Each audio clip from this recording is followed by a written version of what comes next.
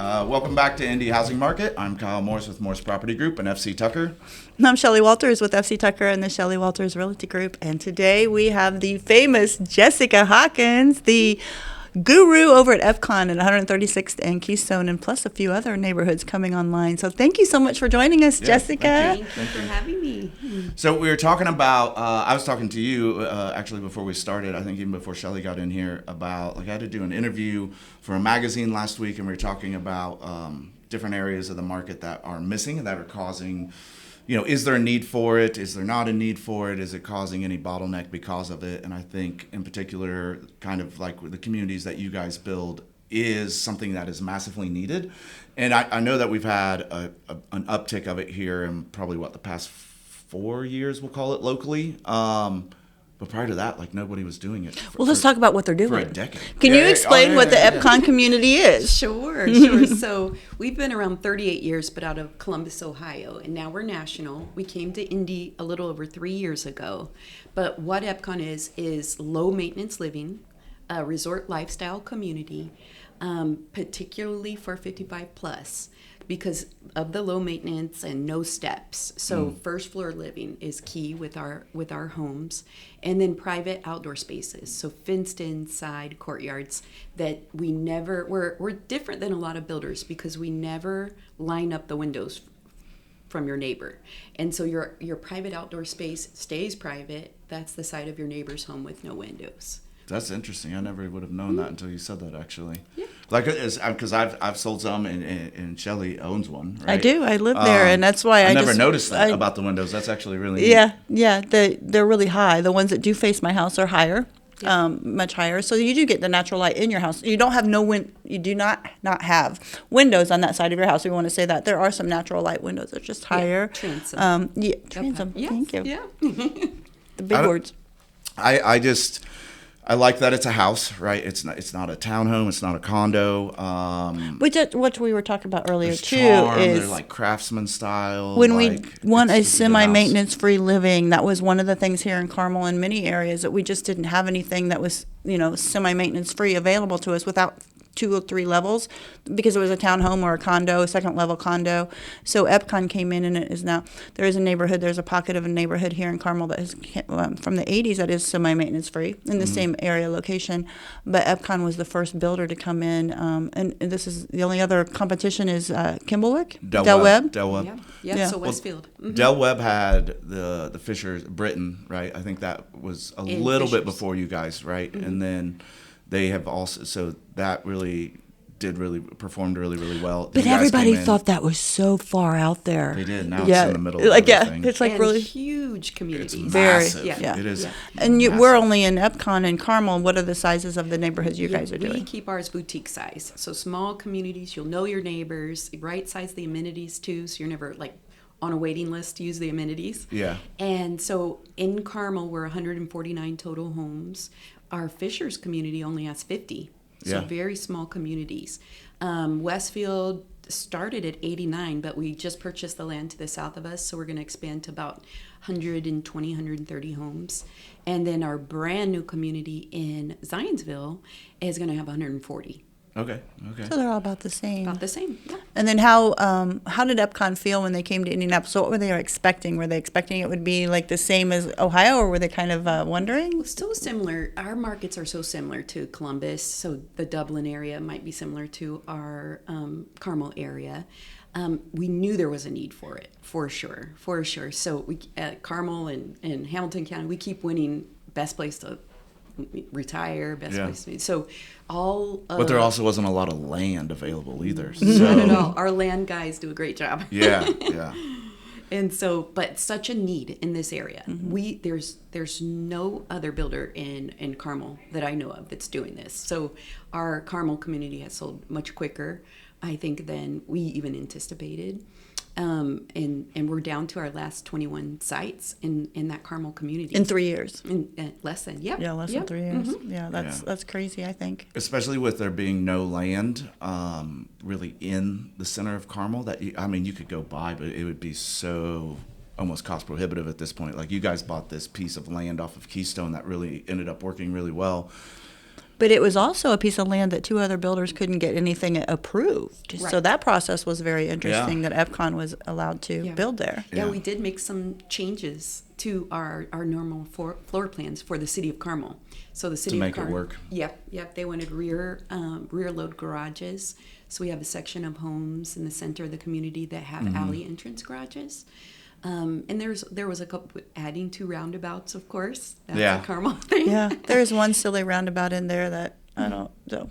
I didn't know it was a rule, but of course it is. Carmel wants it. Carmel wants it. Carmel gets But it. I think property values in that neighborhood in particular, I just think it's just going to be very desirable because I don't know where else you can replicate it in Carmel at this point without buying a bunch to demo, quite honestly. So I just think property values, I mean, and you have, it's interesting, most people may not know, but you have direct access to the Monon, even though it's on the other side of Keystone because it has that. Hagenberg Trail. There you go. Yep. It has right that trail under- that connects to it. So. Primo location. Yeah, I just don't know how you could beat it. I don't know how somebody would ever replicate it. Instead, what you end up with is kind of the condos that you see going up in this area, and I mean, there's And that's attached 700 to But that's attached 2.2 housing million. too. These Yeah. are semi-maintenance free, but single-family homes that are. But did Epcon expect to come into all the different markets that they've moved into? Like you said, you even have Noblesville coming online. So. Yes. Well, we definitely want to stay North Indy for now. And so it's just expanding quickly. The reaction to our product is huge. And so it's definitely making us want to stay here for a while. I'll literally bet money that you have something in Center Grove within the next 5 years. Exactly. There's just no way around that. That area's just grown by leaps and bounds. So we were talking too about what this product can do to help us with inventory. So these are our empty nesters who would be putting their houses on the market. Are you seeing a lot of them release their houses as well, or are they? Yeah. Do you know? I think a lot of it is they're in these larger homes, older homes, high maintenance, larger yards that they're just getting tired of taking care of or going up and down the stairs instead of having first floor living. And so just knowing that this product is out there is making a lot of people make a move or start looking into it at least. Yeah. Well, and then, but we talked about the pricing and interest rates, and it just kind of makes it a little bit difficult. But you could just get cash or conventional or whatever it may be. But you also said there was another loan product that you guys offer, in particular through Epcon, right, where you can put 60% down, and then there is no mortgage payment, right? And then whenever the property sells, you just pay off balance plus accrued interest, right? But you have to be 62 to qualify for it, correct? Right. So for somebody who has, like, I have a bulk of assets sitting in my house if I sell this, but I'm on fixed income, right? Like, because that's where people are going to run into, like, do I have a mortgage payment, but I'm on fixed income, and it comes very cost prohibitive, right? And it will impact your lifestyle. But all of a sudden, I can just take that money straight from this house. I don't have a mortgage payment, and I get the lifestyle and the low maintenance, and I can still live on my fixed income because I do not have a mortgage payment. And brand new, under warranty. Everything. And that's a program through Mutual of Omaha is our preferred lender that we do that program through. It's called the Lifestyle Home Loan. And so one-time down payment, no mortgage payments. You have to be 62 or older to qualify for it.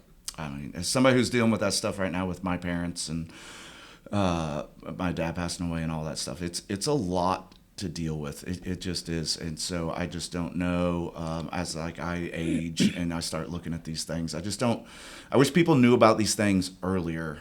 You know, I wish you didn't have to find out at 62 what I can try to figure out to make things work. I wish I knew I'm 45. Like, I want to know at 50 what I'm going to be doing in a decade so I can plan around that versus trying to take what I have and make it fit into something. And I just think the more that we talk about these things in these programs, A, it will create more programs that are similar, right? Mm-hmm. And B, it will help people plan better, because I think most people, as you get into this spot where you're trying to do it, we talked about one of my clients who's interested in the neighborhood, right? And there's a lot of fear around the decision-making process because they're trying to shoehorn something all of a sudden because they weren't necessarily prepared for it. And now life is dictated. Like, I don't care if you're prepared for it. Like, we have to do this. And it makes it difficult. And I think the more educated you are, the less fear that's involved. And you can make I want to say a transition. That sounds so bad, but like that's what it is. Yeah. That's the reality And of just it. knowing that there's programs out there. Yeah, and Yeah. agents need to know that as well. So to help your buyers, agents need to know what's available to help their clients who may be sitting there saying, I can't do this. So yes, And- you can actually. And you can buy there under 55 too. Like you don't have to be 62. You don't have to be 55. Like there's a percentage that can be open to anybody. The only community that we have that is age-based is Carmel. Yeah. 80% of the homes have to have one member of the household that's 55 or older, but up to 20% can be younger. And then all three of our other communities are not age-based. Yeah. Yeah. Yeah. So, I mean, there's opportunity out there. People just need to know about it. That's why we do this, to get the word out so people can learn and educate. We want agents to know so that it helps the market. Yeah, and for agents too, about once a quarter or a couple times a year, we have the folks from Mutual of Omaha come out and do CE credit to learn that program.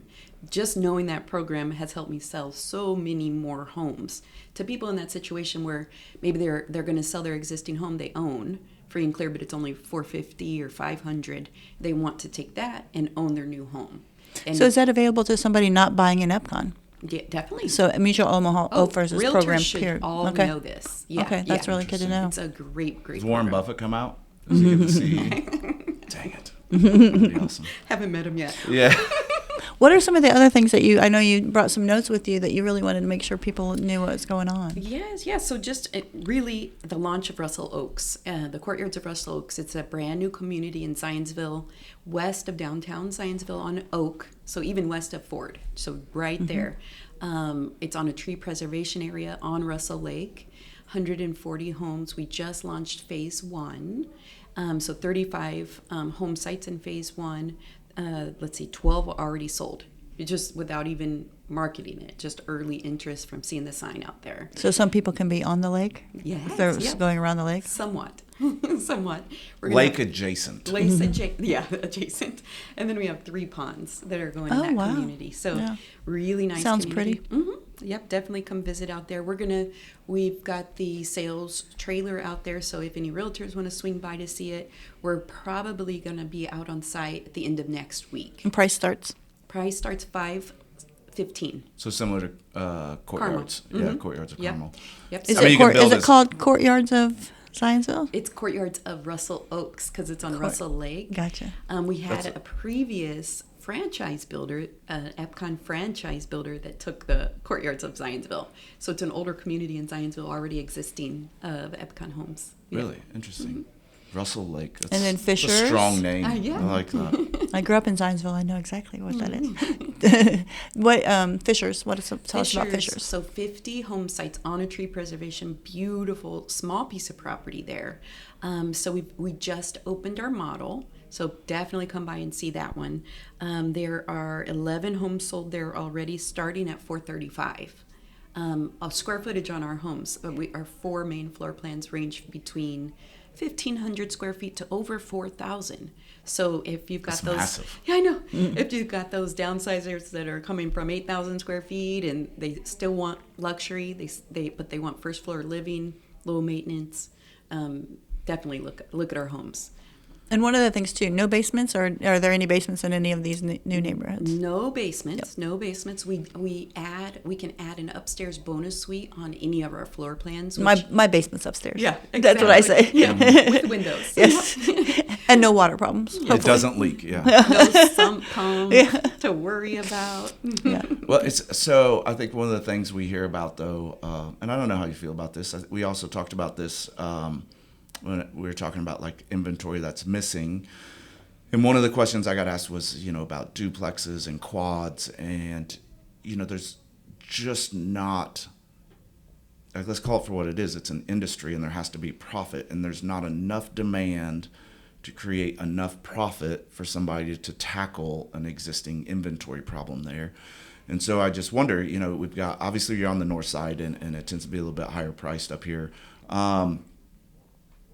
But there's got to be, there is a need for exactly what you're doing in like the twos, right? And but I also know like cost of lumber, like cost of all materials has gone up across the board, right? And so it's like there's a need there for that. And that's not something Epcon does. Maybe it is, maybe it isn't. Maybe they'll do it in the future.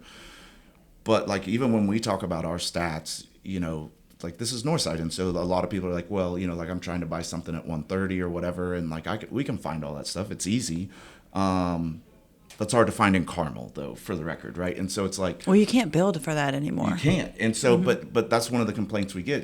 People are like, hey, well, this is expensive. Like that's not up to me, and somebody has to build it and make a profit, right? Like I mean, it's unless you get a nonprofit who's out there building properties for people. But there is a massive need for this kind of a community that's at that like 280 price point. But I don't even know if you can do it because there's so much that comes into. I mean, HOA. What's the HOA at Courtyards? What is that? 236. 236 a month, right? So that helps offset some of the costs for pool and all the things for the low maintenance aspect of it. But there's so much more that goes into this, because you are building these houses and they have ADA compliant doorways, right? And then you have like zero thresholds, like all of these materials are more expensive also, for the record. And so I wish there was something at a lower price point. I just don't know how we can do it anymore just because everything costs so much anymore. Yeah.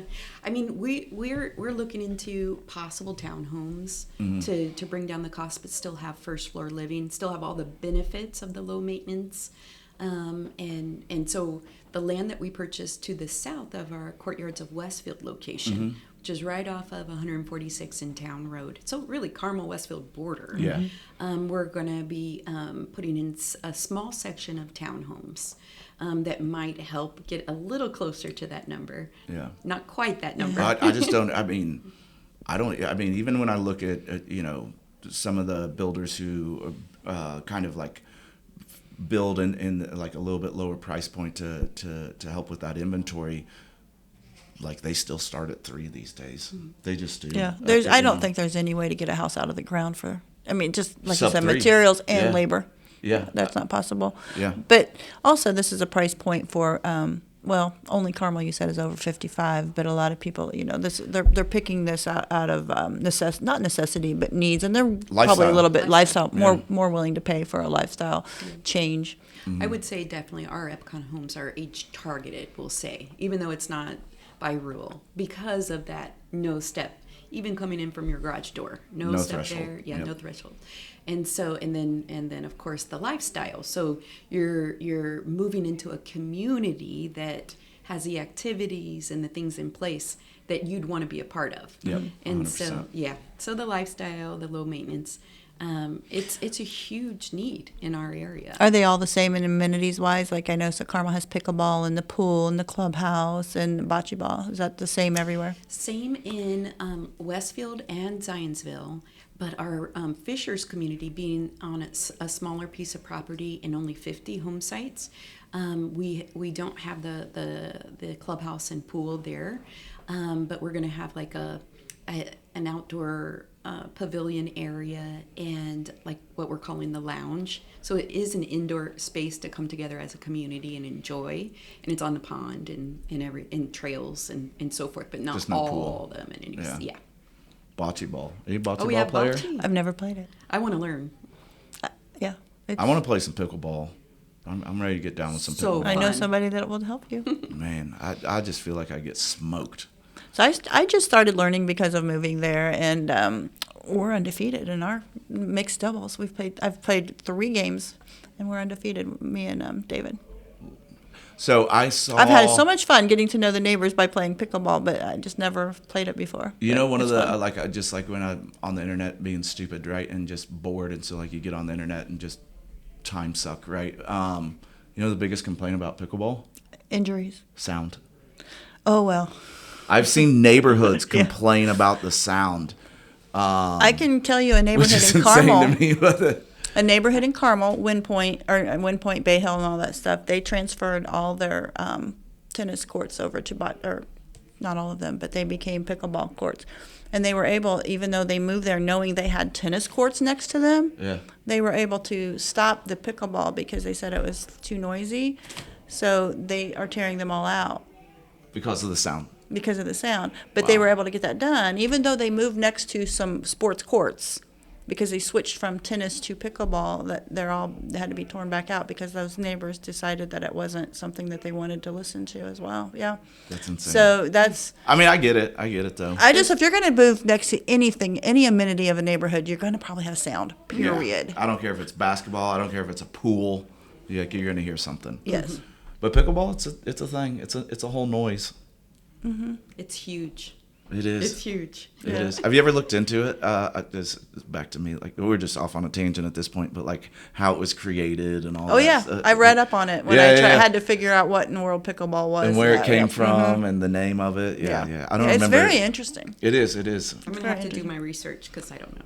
Yeah, it's an There's a book out there, but you'll probably find it. But it'll be just like Yusuf's information that you know at that point, though. Just but so it's good you to know. So anything else you want to tell us that we need to know? Want to give out to the agents information?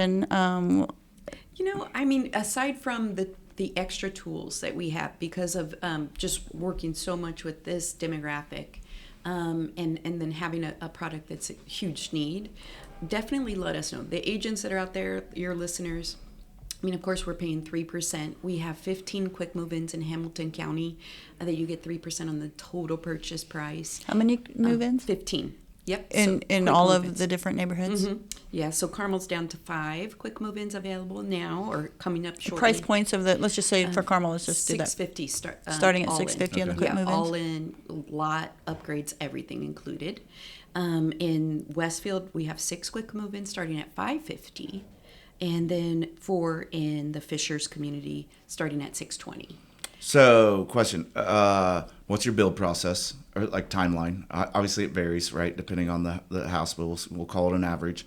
And then, what do you require to start, right? Because every builder can be a little bit different there with that. Some are like, hey, it's 5,000. Some it's, it's 5,000 then 10%. 30 days later, like, so what is your typical, we'll say, process that you guys require for somebody to start?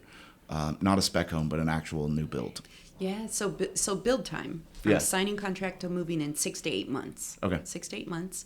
Pretty average, yep. Yep. And then I would say for deposit, $10,000 due with contract, and then 2 weeks later, $40,000. So $50,000 total deposit, nothing else due until closing. Right. All of which gets applied, like if you finance it, gets applied to the loan and down payment and all that stuff. So, exactly. Just so people know, if they're going to come in and they want to start talking to you, like I'd rather people be ahead of the game, but like you guys do also help with a lot. Obviously, I bought the spec home, but when I was working with my clients, you guys are more involved than I would say than a typical builder with like the entire other sell move process. I feel like emotionally and logistically and all of those things than anybody else I've ever seen before. So yeah, it's a big move. It's a big move, and it's gonna. I mean, the reason why I love doing what I do is because it really is something that they need, and it's gonna improve their life. Just being on just first floor living alone, not having to take the laundry up and down the stairs, all of those things, but just the lifestyle too. And I love how. I think the Courtyards of Carmel has just done such an amazing job with the social committee that's been set up, filling the calendar with the things that the community wants to do, not an activities director that's saying this is what we're doing. I almost guarantee Shelly's in charge of that within the next year. She's going to be running it. Yeah. So want to make sure too that everybody understands is you can't just walk in and sit down with Jessica and say I want to build a house. You release lots as you can. So right now in any of these developments, are there lots available to walk in and sit down? Yes. So all of our communities do have available lots now for sale. We just opened up the Zionsville community this weekend. And so we have models to see in Carmel, Westfield, and Fishers. We're about to get underway in Zionsville. But definitely just, we're there every day, but call ahead if you can. Make an appointment, especially if you're bringing a client. Now, you don't have to be with your client as a realtor. Just call and let me know. I'll register them. Thank you. Thank you. Yep, we want to pay our realtors. So we appreciate you guys so much for bringing us business and your clients, and we'll love to take care of them with you. So just register them. That's all. That's all. Well, and I've done the same thing too. People just have questions. They're just curious. They're not ready to buy potentially, but yeah, just call you up and say, hey, John's coming in. They're just wanting some questions answered. Or you even email them just the brochures, because you have a great presentation by email. And then you always just register as well. So agents just know Jessica's got your back. She always does. Anything else you want to follow up with at the end here and just make sure people know that you wanted to cover? That's the main thing. I mean, definitely contact me. I'll link my information and everything below. But I think the easiest way to get a hold of me is phone or text. So my number's 317-695-4003.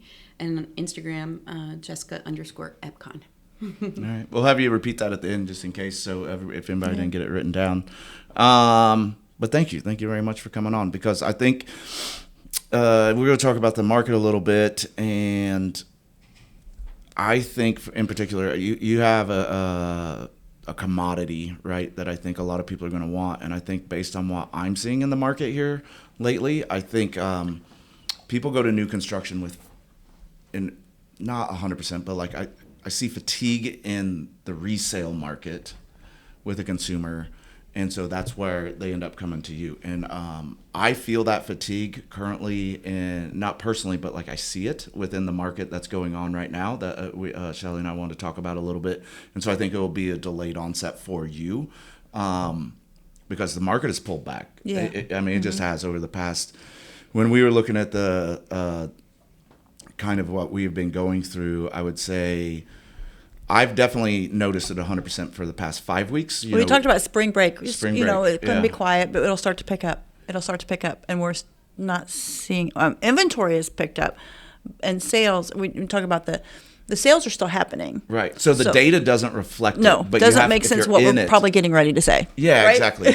So that's the thing. Like I'll let you explain that, because as I look at the numbers, like there's some minor changes here, and like we can talk about all of that, but as somebody who's just in the market a lot and sells a lot, right? Like both of us, like I can tell you what I see and the difference, and I can't put a data point on it that will reflect anybody other than like just take my word for it, because we were saying this 2 years ago when we said the market was changing because of the rates and everything, and we were telling people 2 months early that the market has changed significantly, and it just caught all these agents flat-footed because like the market just disappeared out of nowhere. And we said it started at the end of May, beginning of June, and I don't think most agents realized until August, September that it had happened. Well, it does, and this is where we say we really try to help the agents listen to the podcast by giving these stats and saying what we're seeing, because even I wouldn't understand these stats as much if I wasn't pulling them up. Yeah.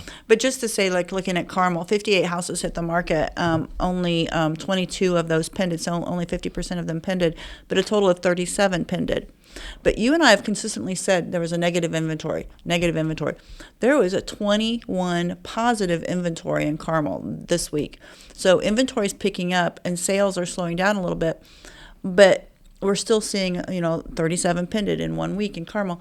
What I said, it doesn't probably make sense what we're going to say is, when we were putting houses on the market, we were seeing 20, 30 maybe showings and it happening, and then maybe 5 offers, 10 offers. I just put a house on the market in Westfield in a price point that should have had, I thought, 20 to 30 showings, because that's what's been happening, historically, what we would be expecting. But I do sit down and talk with my sellers right now that I don't know what we're going to see. I don't know if we're going to sell in the first weekend. I don't know if we're going to have 30 to 40 offers or showings. I just don't know. On that particular one, I'm so glad I said that, because we only had 4 showings in this very popular price point, great house, and 1 offer. So what I'm saying is, what doesn't make sense is we're seeing a pullback, but the house still sold in 3 days. Yep. But we're seeing a pullback. What the pullback is, the amount of showings and the amount of offers. Yep. The buyers are not coming in droves anymore. They're not. They're in, like you said, fatigue, whatever it is. Are they going to new builds? I don't know, because we're still seeing pending stats and active stats. New builds are included in that. Yeah. So, but I think for me, like after I've looked at it for weeks, we're getting ready. A lot of school's about to get out, so I'm like, let's see what happens there. But I would think I would see a little bit of a change as we lead into it. getting a lot of calls for listings. I'm not getting a lot of calls for buyers, and I noticed that, and I think from what I can feel, I just think it's inflation is just catching up with everybody. Credit card payments, people, the unsurety of everything. Everybody thought the rates were going to go down. They did, but they had already gone back up, so it just went back down to where it was. Well, Patrick Matters, who we had on a couple weeks ago, he said that the credit card debt's going so high right now. So people are car payments, and car payments and everything. So it's really starting to catch up to everybody. So another little comment for agents out there: if you're having a buyer who's looking at houses. There used to be some fear of the house hitting the market that day and going, I was just going to go over list. We're going to have a huge competition. Don't be afraid. Go in there, make your offers, and don't jump in. Use your escalation clause. Don't make an offer high right off the bat. Use the escalation clause because there may not be any competition on that. We had one, last week, made an offer on a price point in Noblesville that should have had, in my opinion, multiple offers, just the price point alone. And we made an offer that day and tried to shut them down, and they would not respond to us for 5 days. Well, in the fifth day, they had to accept our offer because they didn't get one offer besides us in a price point that I thought we would probably be competing against maybe 5 or more offers. So that's where I'm feeling, just by what I'm seeing is the amount of offers and the amount of showings are really slowing down. I showed one of my team members, one of his clients, last week, and it was an amazing house. It was in Fishers, and it did sell in a day.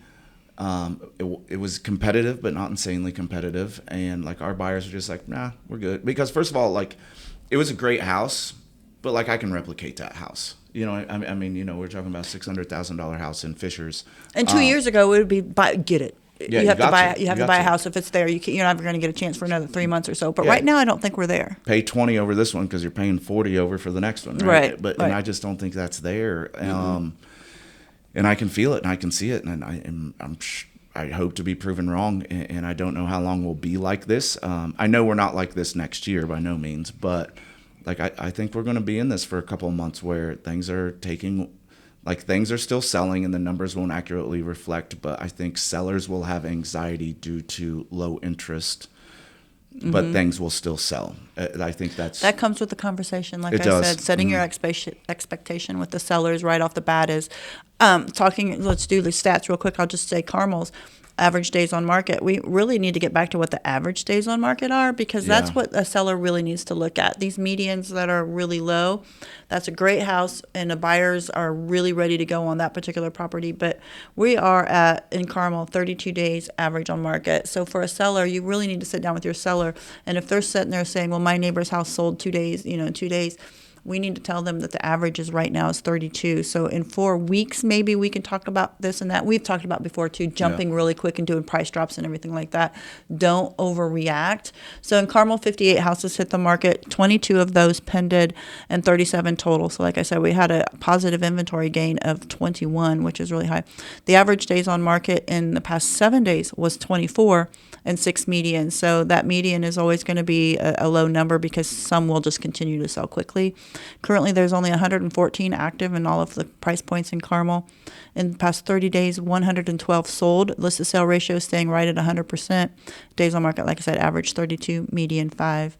In Westfield, 62 hit the market. 13 of those pended. And I did not write how many total did, I'm sorry. But average days on market for the past 7 days was 33 with a median of 10. So still a month. Then the amount of houses active in Westfield, 213, 119 of these new builds. So, Jessica, we see all these new builds in Westfield. It's just 50%, constantly 50 to 60% available in Westfield.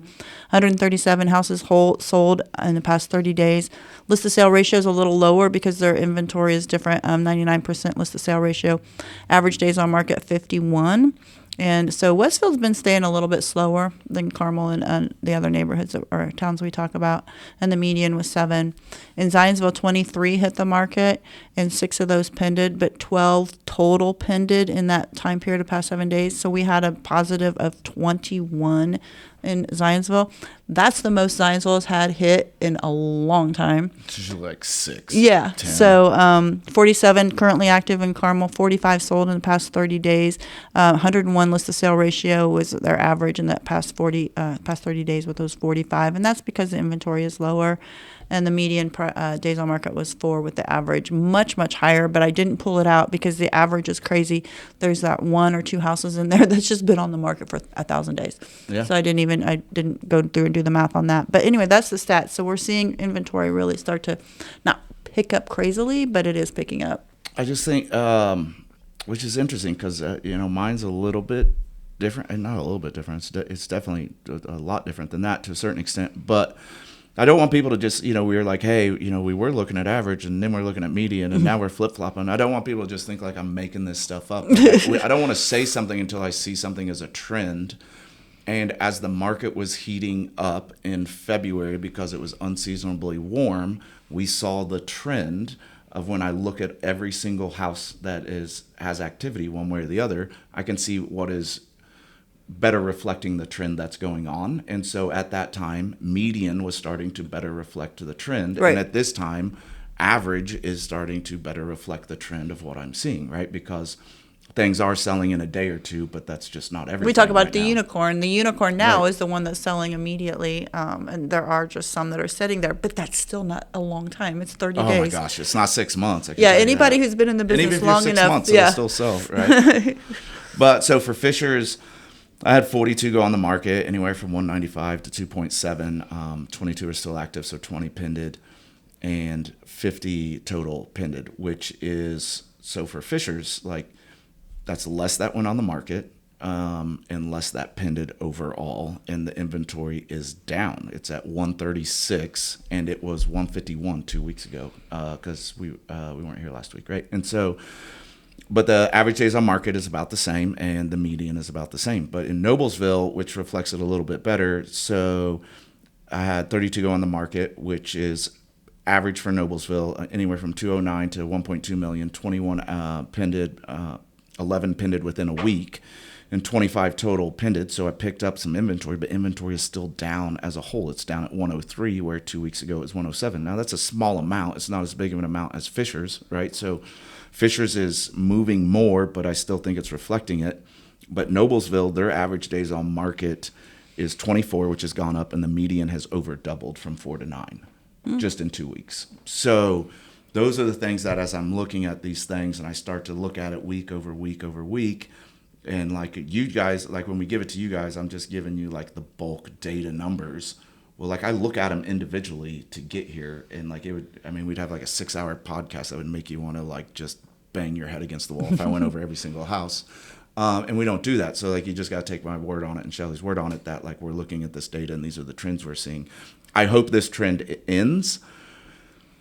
I think it's just going to meet in the middle somewhere, quite honestly, because it's not going to go back to the way it was until maybe next spring, right? Depending on what interest rates do. Well, I just think hear we'll the just kind concern. of level out a little bit. The concern of buyers agents right now, if you want to call buyers, any agent, any realtor right now, there's a lot of conversation of I don't have buyers calling me, I don't have buyers to work with. Buyers have pulled back, so that's where we talk about the fact that they are less showings. May still get an offer quickly, but it's not going to be a multiple offer. It's not going to be a high escalation. It's not going to be what we've been seeing. You're still going to sell, but if you're looking at it from the buyer's point of view, they really have slowed down in regards to wanting to get out there and be aggressive in their offers. They're more really discerning too. They're very ready to just go, I'll wait for the next one. And if that one looks like it's going to be, I just had a couple where we looked at it and they're like, that price just seems high on it. And, some agents may still be saying, well, that's what we can demand a high dollar. I don't know. I think you really need to be very careful with your listing prices as well. Yep. It's interesting out there. And that's not discouraging to one side or the other. It just kind of is what it is. I mean, houses will today's always market. sell. Yeah. There's always buyers. There's always sellers. But I think if you know how to navigate the current market, then it helps you better be either side. But I also think going back to you, I feel like people struggle here. They don't like the interest rates, or they don't like what they're getting, and they're like, if I'm going to pay this, I might as well just build exactly what I want. And get the warranty. Yes, Yeah, exactly. yeah. And so I think you tend to be a back-end delay of any problems that are going on in the market, if that makes sense. But I also think, in my opinion, builders, because they tend to be more regional and they have more data and they look at things a little bit differently, I also think builders tend to be more proactive than the general market as well, as to anticipate what kind of headaches we are having and having solutions to them ahead of what the general resale market is, if that makes sense. So I don't know, kind of where I'm at on it. I just wanted to talk about it because I've been noticing it, and I wanted to have a couple weeks of it before I brought it up, before I'm like, is this really going on? Is this a thing? And just with the amount of houses that we have, and with more coming on the market, I'm like, this is absolutely a thing at this point. Yeah. So, And it's setting up the expectations again, like I keep saying, with your sellers and your buyers, of here's where we think we are and what this is the market that we are in. And we just constantly say that this is a change that's happening month after month after month. These markets there's nothing that's ever going to just be what is happening today. And also having people ask us, what do you think is going to happen in the future? I just can't anymore. I used to be able to tell you for sure when I took a listing from you what's going to happen in the next 2 weeks. I can't say that anymore. And it's just staying with it day by day by day and just setting the expectations so nobody's really frustrated.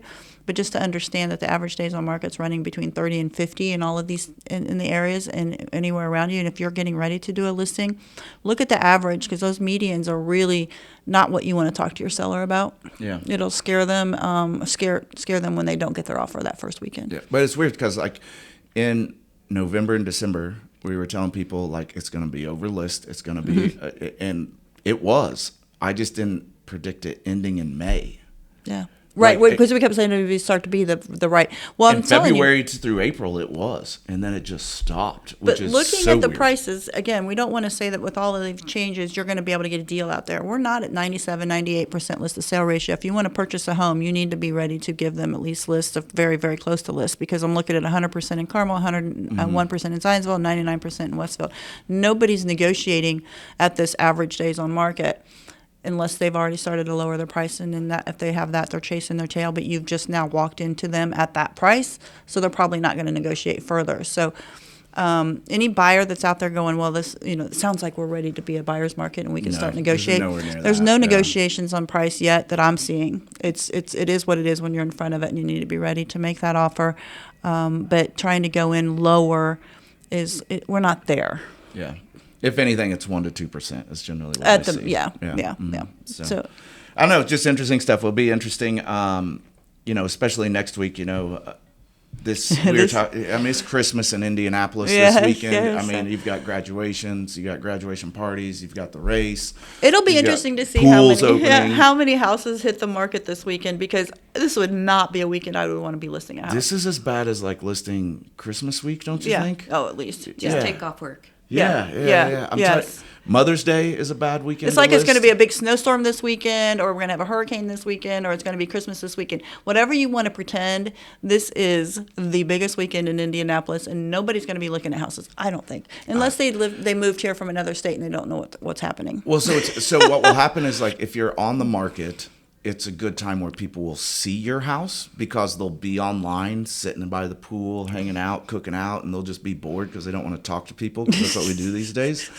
And so they'll see the house, but they probably won't go look at it till the following weekend, right? So you'll get a ton of eyeballs on it. I just don't think it will be boots in the door. It's just going to be days on market accruing as these next, this whole week is just, Carb Day even counts as a holiday. So It does. So anyway, thank you so much, Jessica. We've got to have you. So give your information again. Yes. So Jessica Hawkins. My Instagram is Jessica_Epcon, EPCON. My Facebook, Jessica Hawkins Sales Epcon Communities. And then my phone number, 317-695-4003. And you can help at any community. Any community. I'm Kyle Morris with Morris Property Group and FC Tucker. My number is 317-649-5122. Shelly Walters with the Shelly Walters Realty Group, and FC Tucker. My phone number is 317-201-2601. Please like and subscribe to us. If you guys have anything you want us to talk about, please let us know. We'll be glad to add that to the podcast list. And you guys have a great week. See you next time. Go Pacers.